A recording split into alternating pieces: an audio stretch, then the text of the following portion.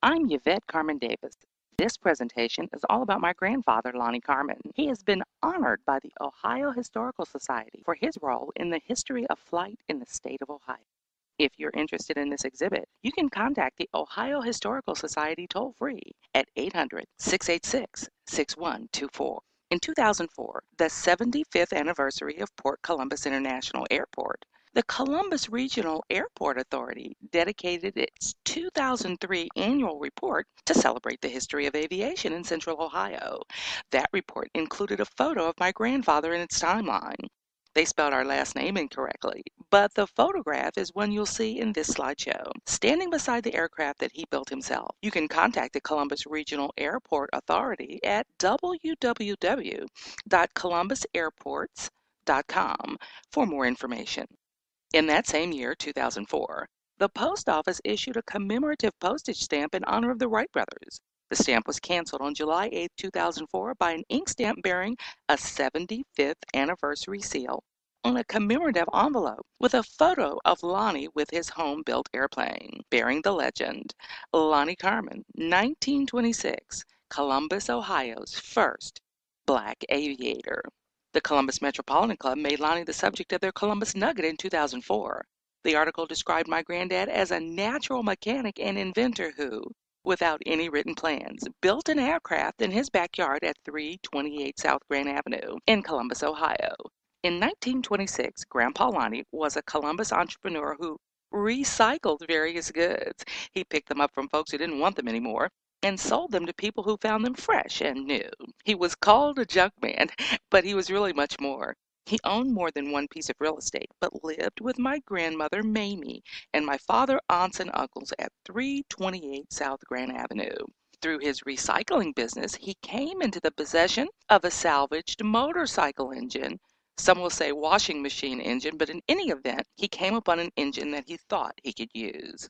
Without blueprints or any written plans, Lonnie built an airplane in his backyard, adapting the salvaged engine to his needs. There is not a lot of information about how he built the wings, props, and fuselage. However, I can imagine that through his hauling business, he came across more than enough salvageable material.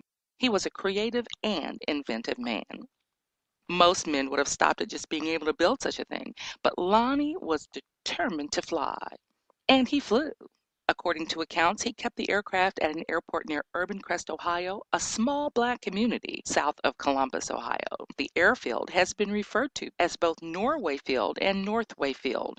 He flew each weekend and stored the aircraft in a barn at the field. Then, most Saturdays, Lonnie would put the kids and his wife Mamie in the Franklin sedan and drive out to the airfield. Sometime after Lonnie mastered the art of flight, he purchased a Piper Cub, a popular light aircraft of the day.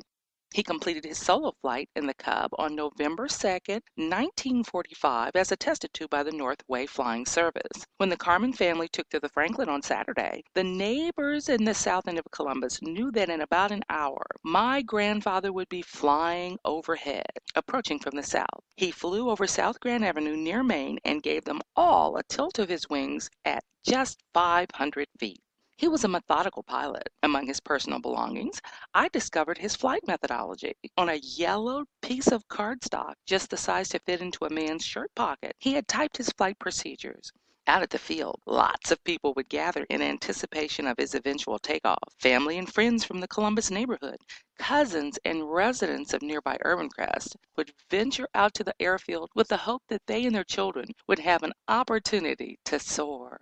Among Grandpa's things, there's a photo of me and my dad, Owen, out at the field near the Piper Cub. I never got to ride because my mother was a little squeamish. If I had, I don't think I'd be as cautious about flying as I am today. Still, I'm not afraid of flying. It's the crashing that I don't look forward to. Nevertheless, my grandfather's legacy has permeated our family. Dad worked for Curtiss Wright immediately after World War II, and he worked there through all of its incarnations until his retirement after more than 40 years of service. Granddad loved aviation. He attempted to get a job at Port Columbus when it opened in 1929, just to be close to the budding industry. He was never employed by the airport authority, but each Sunday afternoon, the family was again in the Franklin. This time, however, they drove to Port Columbus just to see the planes take off and land. The miracle of flight. Lonnie cherished his time at the airfield, in the air, with his own aircraft creation, and with the new Piper Cub.